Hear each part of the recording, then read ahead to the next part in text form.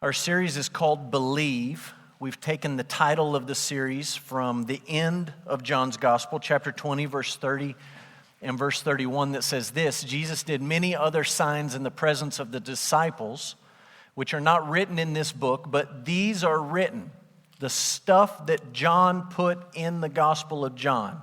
These things are written so that you may believe that Jesus is the Christ, the Son of God, and that by believing you may have life in his name.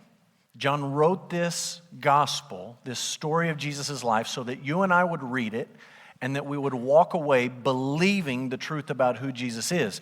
Our passage is interesting because in our passage there are three groups of people who do not believe the truth about Jesus. You see Jesus' brothers. At this point in the story, they do not believe.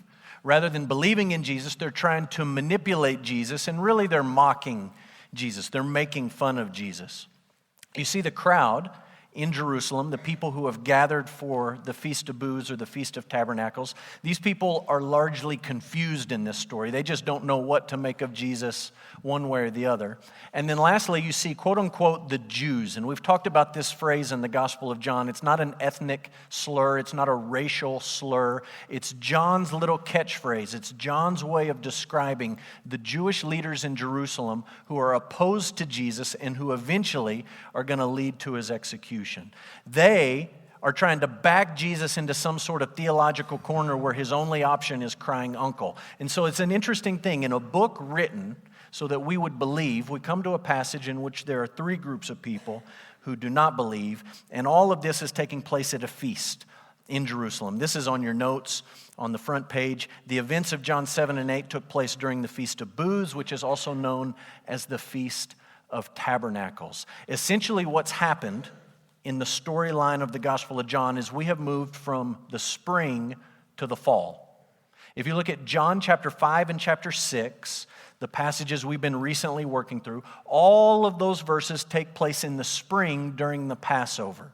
And essentially 6 months or so have passed. It's now the fall, and the Jews are gathering once again in Jerusalem to celebrate the Feast of Booths, or I'm going to refer to it as the Feast of Tabernacles. This was an important feast in Jewish life. It was a 7-day feast. Many Jews would travel to Jerusalem for this feast. It was in the month of Tishri, and it ran from the 15th to the 21st. And many of these pilgrims who came to Jerusalem for the Feast of Tabernacles, while they were there, would actually live in a quote-unquote booth or a quote-unquote tent, or you could even use the word tabernacle. And at this feast, as they travel to Jerusalem, they're living in these tents. They're remembering there was a time when God saved us out of slavery in Egypt, and we wandered around in the desert, and we lived in tents, and God lived in the midst of us in a tent, a tabernacle. And they're looking back and they're remembering that God was with them in their wandering. They're remembering that God provided for them manna, food to eat every day. And they're remembering that God was faithful to meet all of their needs during this wilderness wandering. And when they celebrate this feast in the fall time, they're also sort of celebrating the harvest. And the provision may not be miraculous like the manna, but there was an acknowledgement, God, you have provided for your people once again. Just like you did in the wilderness, you've provided this harvest so that we can eat and we can live, and you're sustaining us and you're providing for us. All of this taking place during this 7-day feast. Now, just one quick side note. On the 8th day of the feast, it was a big day. It was a celebratory day. And all of these rituals that they'd been doing all week long sort of came to a culmination. And on the 8th day, we're going to talk about this in weeks to come, there was a big ceremony that involved water, and there was a big ceremony that involved light. And it's during this feast where they're thinking about water and light and all of these rituals they're going through, that Jesus is going to stand up and he's going to say, I have living water to offer you. Right? They're celebrating this feast and they're literally going through religious ritual involving water. And Jesus is almost standing on the side saying, I have living water that you can have. And Jesus is going to look at these people and he's going to say, I'm the light of the world. You're lighting this candle in this big celebration of the feast, but I'm the light of the world. The fulfillment of this feast is actually in your presence. And that's an idea that we're going to talk about this morning. So many Jews have traveled to Jerusalem to celebrate this feast. Included in that group are Jesus' brothers. And John gives us an interesting insight into Jesus' brothers. He tells us that the brothers do not believe Jesus. They're not on board with all the things that Jesus is doing and all the things Jesus is claiming about himself. They think he's mistaken. They think he's confused. They think he's crazy. They think he's an egomaniac. They're just not on board. They don't believe it. And when you look at John 7, verse 5, not even his brothers believed in him, helps you understand verse 3 and verse 4. When they say to Jesus, go up to the feast, go up to Jerusalem and show yourselves. You can do all these great things. Go show everyone how great you are. They're not really encouraging Jesus to reveal his glory to everyone. They're really trying to expose Jesus as the fraud that they think he is. And there's a little bit of brothers poking at each other. You know, siblings really know how to get under skin, right? And the brothers here are looking at Jesus. We just read in John 6 that most of his disciples abandoned him. He preaches the bread of life discourse. Hunter talked about this last week. And almost all of his disciples just walk away. And 6 months have gone by. Jesus has stayed up in Galilee. His popularity has not increased because his message has not changed. And here's his brothers saying, hey, Jesus, if you're such a big deal, why don't you go up and show everyone how big of a deal you really are? And John pulls back the curtain and he says his brothers did not believe in him. One more detail I need to put in place before we jump in. In John 7:21, Jesus refers to a work. He says, I did one work among you. When he's talking in verse 21 about a work, he's talking about the invalid he healed at the pool of Bethesda, and we talked about that in John chapter 5. This was about a year earlier in the timeline. It was the last time Jesus was in Jerusalem that we know about. And he walks into Jerusalem, he walks into the pool of Bethesda. There's a man who's been an invalid for 38 years. 38 years. And Jesus heals the man, and he tells him to get up, and he makes him whole. And he does it on the Sabbath. And you remember that the Pharisees had this silly little rule that said medical care could only be administered on the Sabbath if it was a life or death situation. Otherwise, you needed to wait one more day. And everyone looks at Jesus and says, this guy's been laying around for 38 years. He's going to make it one more day. And Jesus says, I don't want anything to do with your rules and your man-made additions to the Word of God. And he intentionally heals this man on the Sabbath day, which results in the Jews seeking to kill Jesus. You read that in John 5:18. Jesus heals this man. He does it on the Sabbath. He won't back down or apologize. And in response, the Jews go out and they say, this man Jesus has to die. And if you like to make notes in your Bible, you should make a note by John 5:18 and maybe draw a line or a star or a reference and connect it with John 7:1.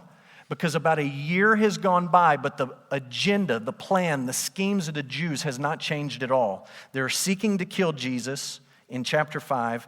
John 7 verse 1, Jesus went about in Galilee where most of his disciples had abandoned him.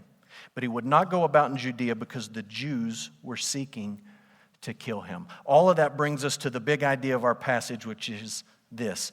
Jesus came to tabernacle among us so that he might die for us.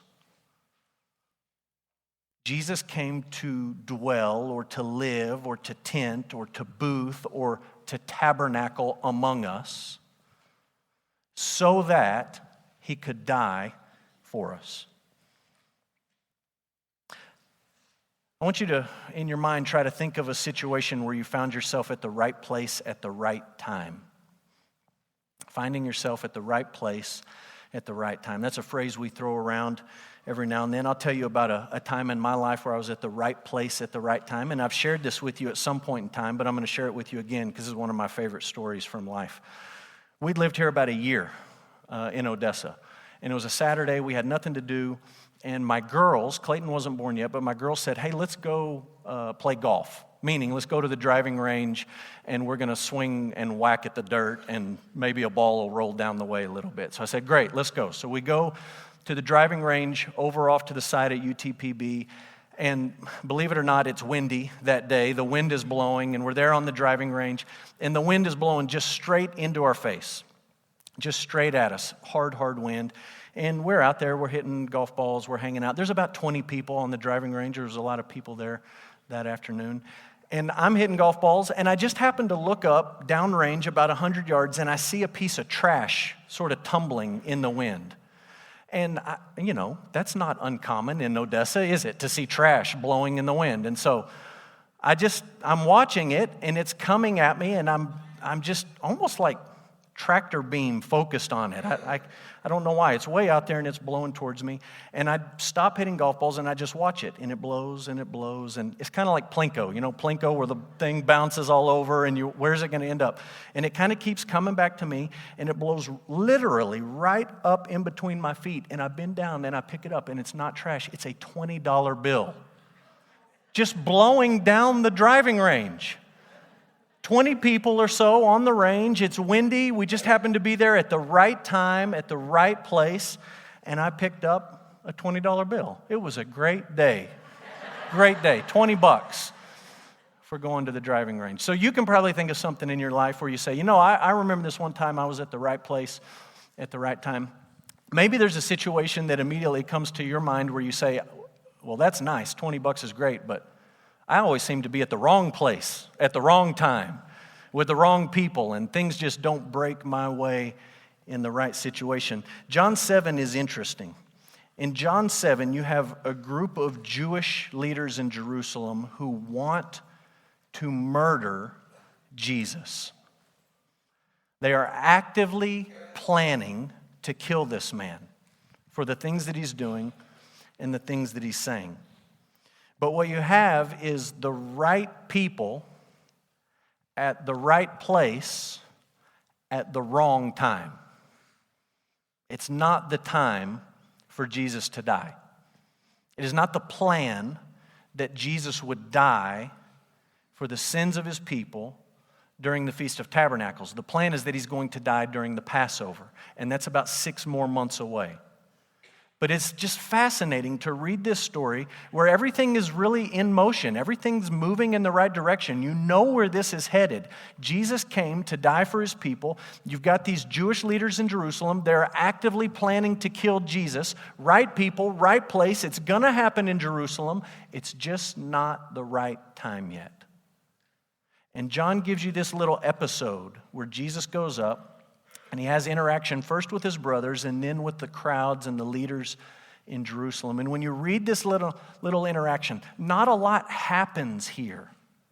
But when you read this conversation and you think about the clues that John is giving us along the way, you come away saying, there's some important things that this passage teaches me about Jesus, and there's some important things that this passage teaches me about discipleship. And that's what I want you to see this morning. I want you to see a few simple but important truths about Jesus. And then I want you to see 2 simple but important truths about what does it mean to be a disciple, a follower of Jesus. And so we'll start with this. What does the story teach me about Jesus? Number 1, the world hates Jesus. The world hates Jesus. You don't have to be a rocket scientist to pull that out of this story. All you have to do is listen to Jesus in verse 7. He's talking with his brothers, and they have said in verse 4, why don't you go up and show yourself to the world? And what they have in mind when they use that phrase, the world, is go show everybody. Why stay up here in Galilee, in the backwoods where there's not a lot of people and no one is really even following you anymore? Go to the feast. Everyone's going to be there, and show yourselves openly to all of these people. And in response, Jesus says, well, my time has not yet come. Your time is here. The world cannot hate you, but it hates me. The world hates me. Why? Jesus explains why. He says, because I testify about it that its works are evil.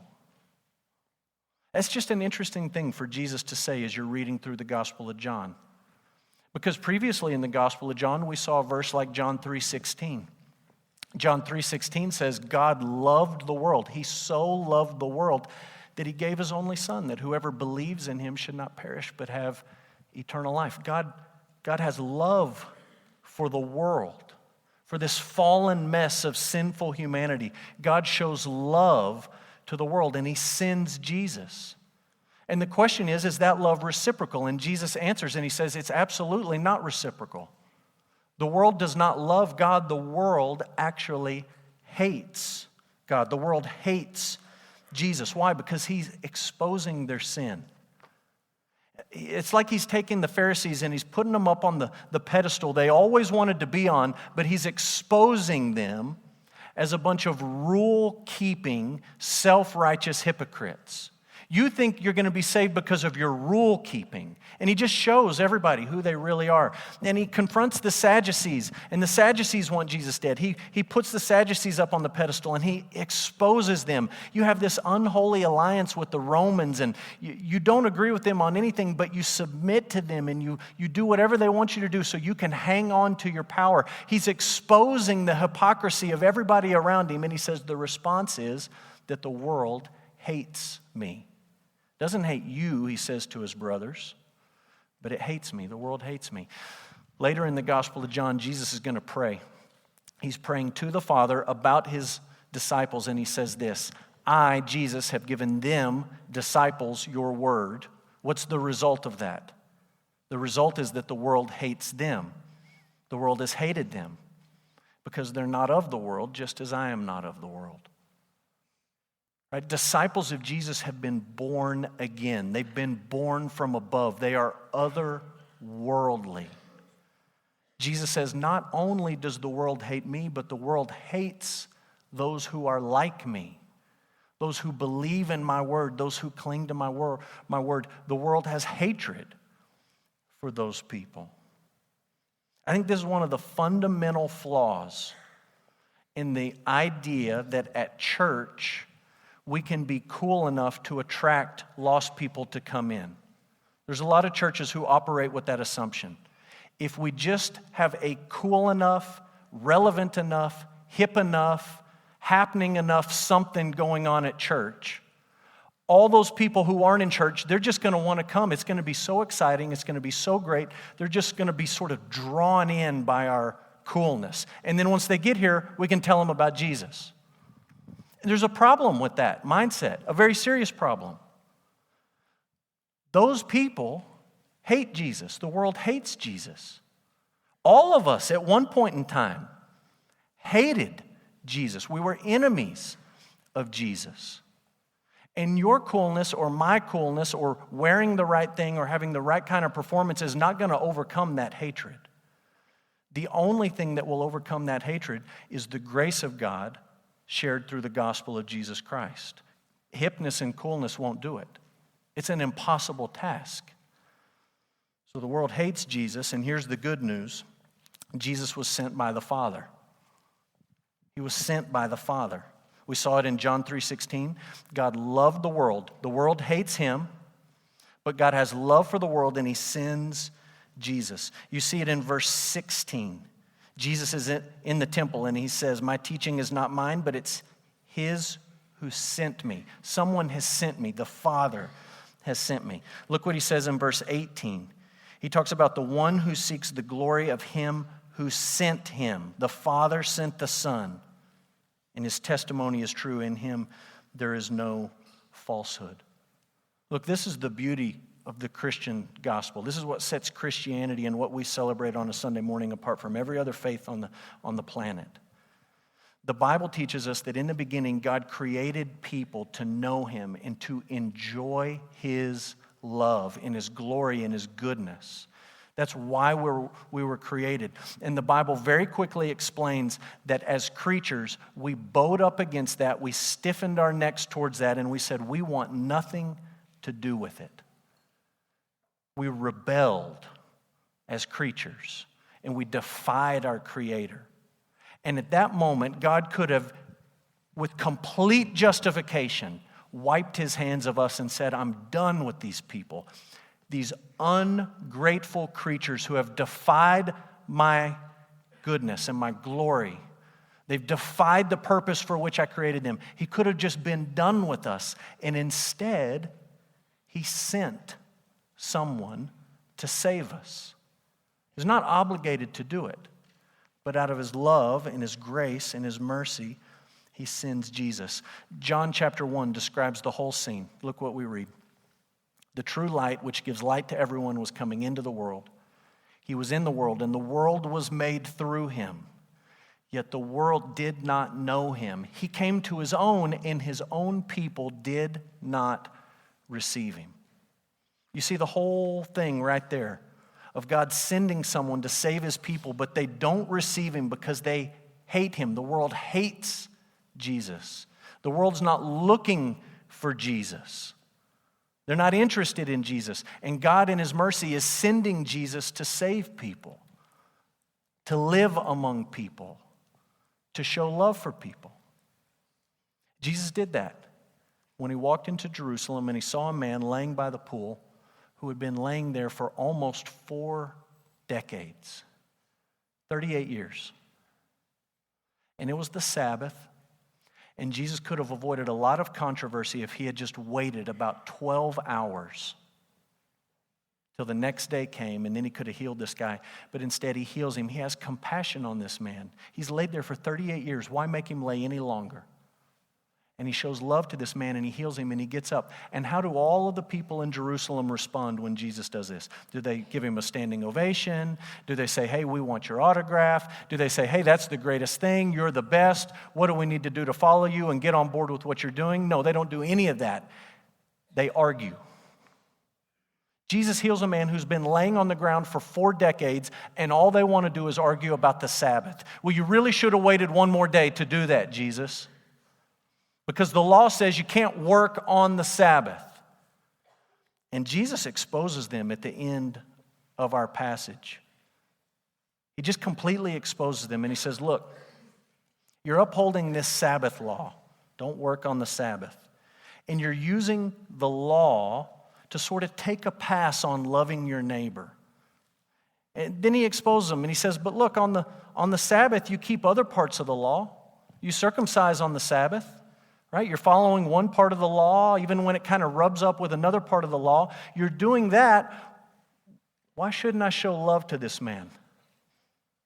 It's in the law. Love your neighbor as yourself. Jesus didn't invent that in the New Testament. It's right there square in the Old. Why would I not show love to this man, whether it's the Sabbath or not the Sabbath? And he heals him.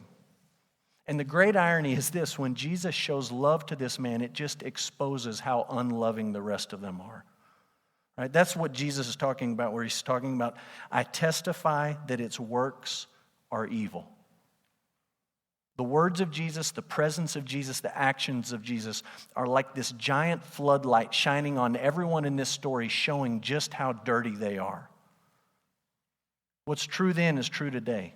The closer you get to Jesus, the closer you see him for who he truly is, the closer you get to his holiness and his glory and his beauty, that light of who he is will shine on you and expose you. These people were exposed. The world hates Jesus. Jesus was sent by the Father. Number 3, Jesus' death could not be rushed. And this is the great tension in the story. I just think it's so fascinating. There's 2 conversations. There's a conversation with his brother, and there's a conversation in Jerusalem. Both of them set up with a reminder that they want Jesus dead. The Jews want Jesus dead. John 7, verse 1, the Jews were seeking to kill him. John 7:11, the Jews are looking for him at the feast, saying, where is he? Why do they want to know where he is? Because they want him dead. And they think maybe this is a good time. They don't want an autograph. They don't want a Q&A session. They don't want to listen to him or follow him as a disciple. They want to murder him, and they're seeking him. And John sort of pulls the curtain back, and he's showing us these guys wanted Jesus dead. Jesus pulls the curtain back in verse 19, where he says, why do you seek to kill me? You're accusing me of breaking the law, but you don't keep the law. Why would you seek to put me to death? The crowd's oblivious. The crowd says, what is the matter with this guy? Did you have a demon? Do you have some kind of persecution complex? Are you paranoid? Are you hearing voices, Jesus? Why do you think everyone's out to get you? Everyone's out to kill you. They don't know what's going on behind the scenes. John hasn't cued them in verse 1 and verse 11. And there's confusion here. But John does paint a fascinating scene. Just think about what he's telling us. Jesus came to live among us that he might die for us. That's why he came. These men want Jesus dead. That seems to be sort of a couple of puzzle pieces coming together. They want Jesus dead. Jesus came to die. Let's get on with it, right? Wrong. Jesus says, my time, my hour has not yet come. This isn't going to unfold on their timeline. It's going to unfold on God's timeline. Jesus dying on the cross is not just an example of, that was unfortunate, wrong guy, wrong place, wrong time, bad situation. Hopefully God can make the best of that. Jesus dying on the cross was the right guy at the right place at the right time. And God was in complete control. The Father is in complete control of everything that is happening, and it will unfold on his timeline. Let me just give you a few examples of what this looks like in the Scriptures. Galatians 4. Paul says, when the fullness of time had come, God sent forth his Son, born of a woman, born under the law, to redeem those who were under the law so that we might receive adoption as sons. Why did it happen when it happened? Because at that moment, it was the fullness of time. It was the perfect time. It was the planned time. Peter explains it like this, 1 Peter 1. He says, you were ransomed from the futile ways inherited from your forefathers, not with perishable things such as silver or gold, but with the precious blood of Christ. That happened at the cross. And he says he was like a lamb without blemish or spot. He was foreknown when? Before the foundation of the world. God's not just sort of calling audibles as he goes through this thing, hoping for everything to just fall into place at the right moment.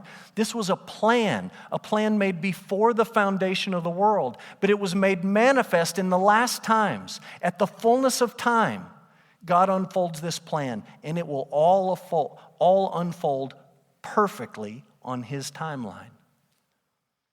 His death will not be rushed.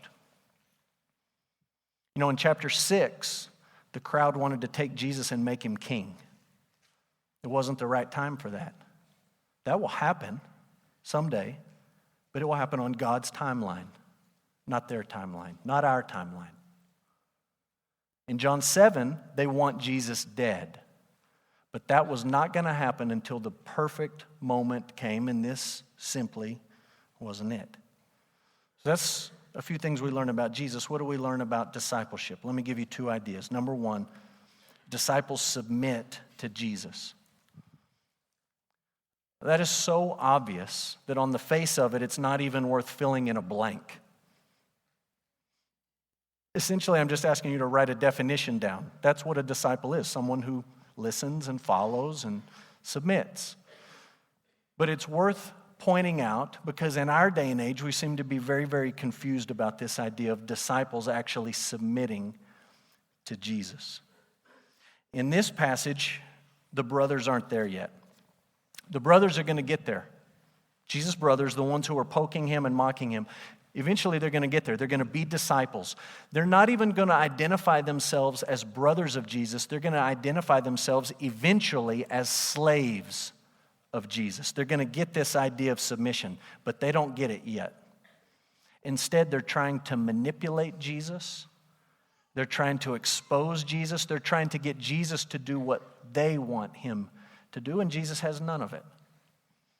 The people in Jerusalem are no different. The Jews are no different.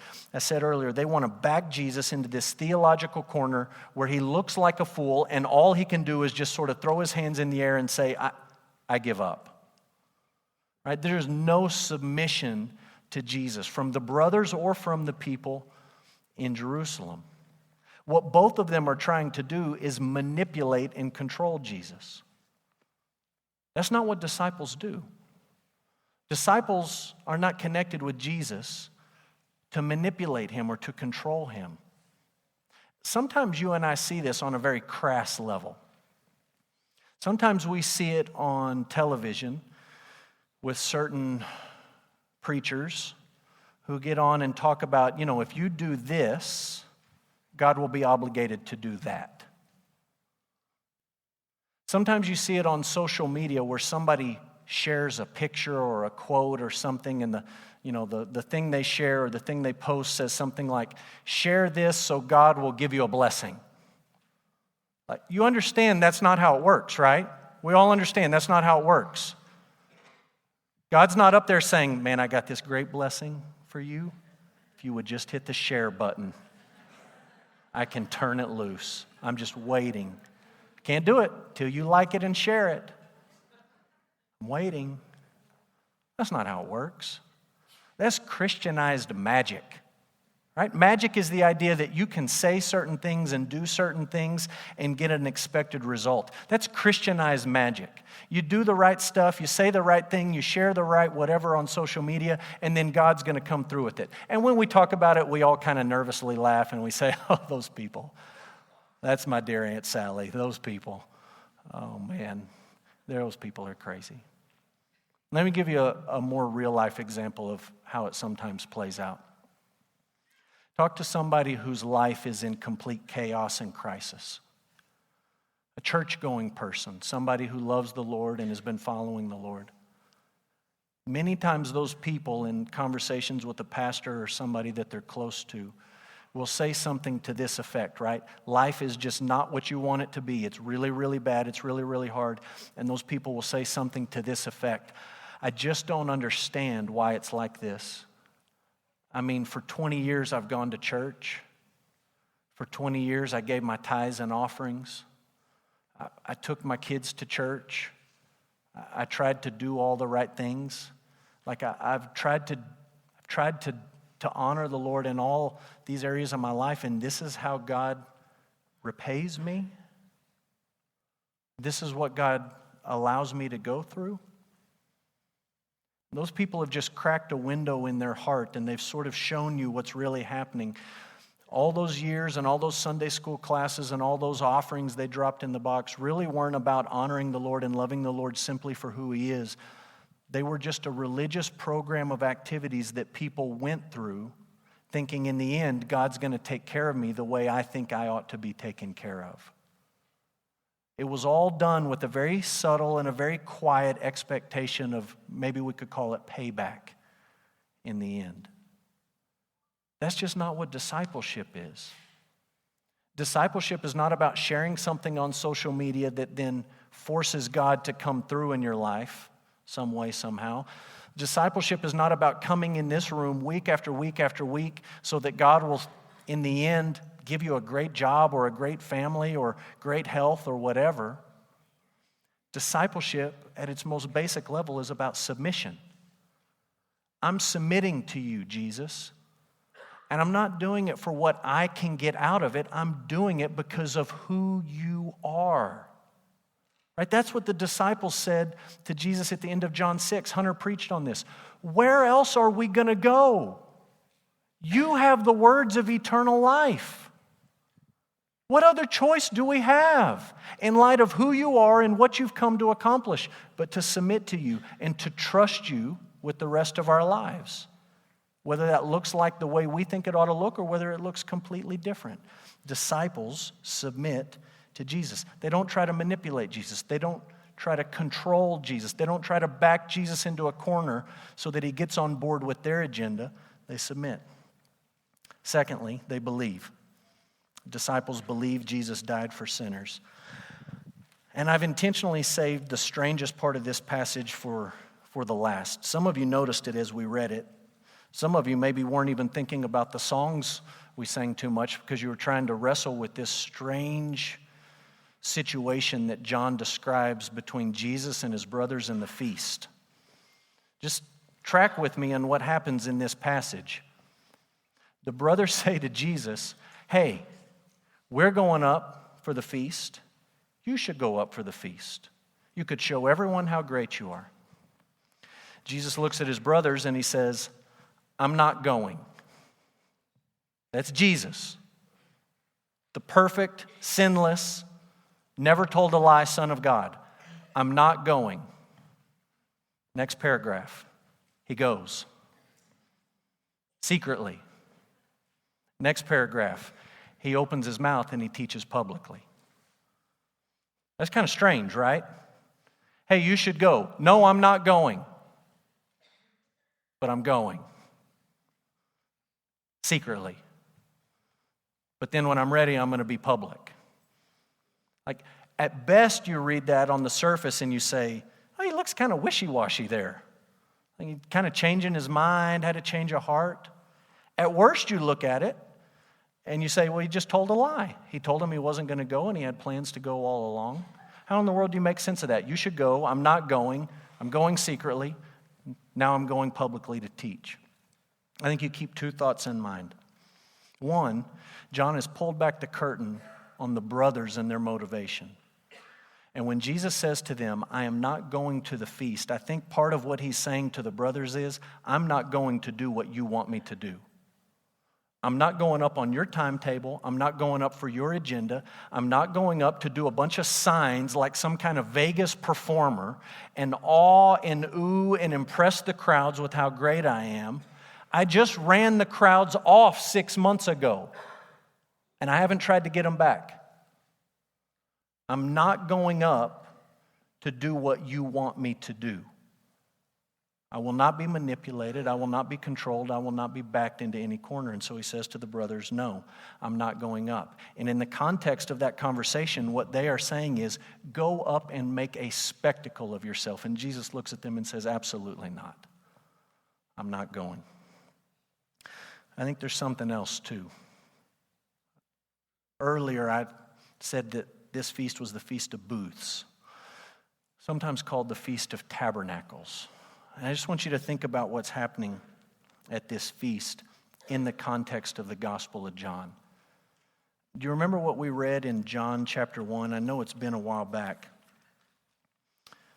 John 1, verse 14 says, the Word became flesh and he dwelt among us. Literally, he tented or he tabernacled among us. The Word became flesh. He tabernacled among us. We've seen his glory. Glory is of the only Son from the Father, full of grace and truth. Jesus is the fulfillment of the feast. It's not like he can just go up to Jerusalem and celebrate in the same way that everyone else is celebrating. All these pilgrims that travel up, geographically, up the mountain to Jerusalem, and they take their little tents and they set their tents up in and outside and around Jerusalem, and they stand around and they talk about, oh, remember God's provision. Remember when we lived in tents. Remember how he provided food. Remember he's blessed us with another harvest. All of these things that they're celebrating are pointing you to someone, and the someone is Jesus. I mean, what is Jesus going to do? Go up and stay in a tent in Jerusalem? He is literally God tenting among us. One Bible commentator describes the situation like this. I think it's helpful. Jesus could not be a normal participant at the feast, for he is the tabernacle, the thing to be celebrated. And I think if you have eyes to see it, John is painting one of the most beautiful pictures you see in all of the scriptures. A few months back, we looked at John 2. John 2 took place during the Passover.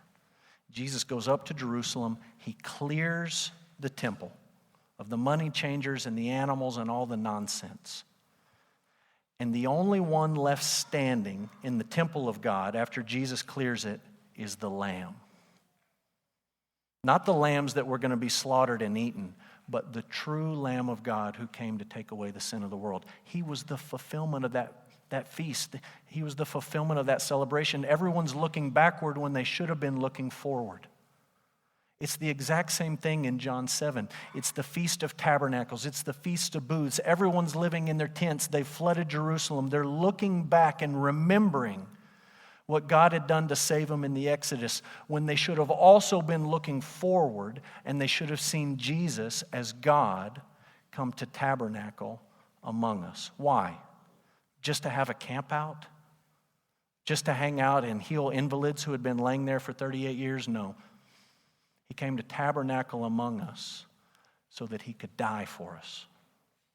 Not on man's timeline, but on God's timeline. John writes this little interlude. It's not a lot that happens, just one trip and 2 conversations. But he wants you to see who Jesus is.